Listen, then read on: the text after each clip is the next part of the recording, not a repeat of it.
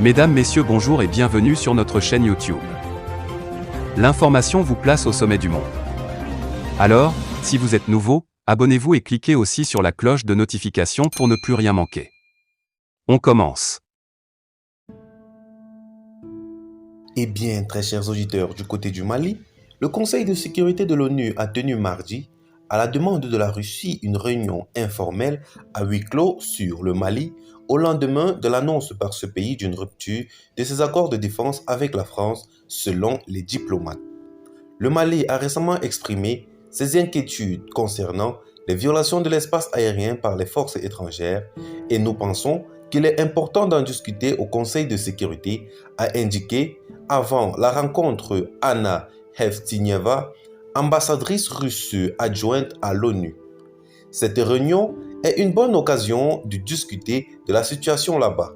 Le Mali a passé des contrats avec des mercenaires privés et il viole déjà les droits humains. Nous espérons qu'il y aura un certain degré de mise en responsabilité à ce sujet, a déclaré de son côté l'ambassadeur français à l'ONU, Nicolas de Rivière, également avant la session. Il a ajouté que les forces françaises continuaient de se retirer du Mali et précisé ce processus serait achevé dans les 6 mois à venir.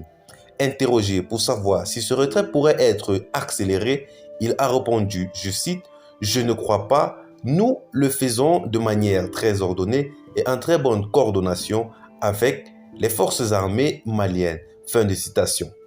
Dans une lettre adressée fin avril à l'ONU, obtenue par l'AFP, le Mali avait dénoncé les violations répétées et délibérées de l'espace aérien national par les aéronefs étrangers, notamment par les forces françaises, à des fins d'espionnage, d'intimidation et de subversion. La missive, autant pour nous, rappelle aussi que le gouvernement du Mali réclame depuis le 18 février le départ sans délai des forces françaises du territoire malien.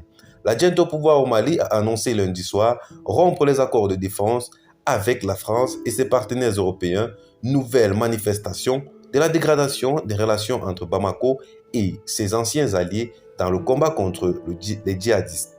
À l'origine, le retrait de l'opération militaire française de Barkhane du Mali était prévu pour s'échelonner sur 4 à 6 mois. Depuis fin 2011, début 2022, la junte malienne s'est adjoint les services de la société paramilitaire privée russe Wagner à l'occasion d'un rapprochement avec la Russie.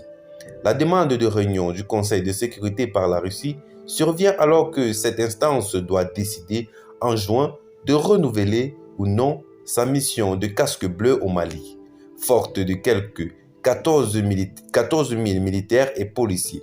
À l'ONU, le dossier lié à cette opération de paix est géré par la France. Alors les amis, c'est de ce pas que nous allons donc nous séparer pour ce qui est de cette petite note informative de ce côté du Mali. Qu'en pensez-vous donc? Laissez vos avis en commentaire, partagez la vidéo avec vos amis si vous l'avez trouvée notamment intéressante. Abonnez-vous à la chaîne si ce n'est pas encore fait et retrouvons-nous très prochainement pour de nouvelles notes d'information. Bye bye.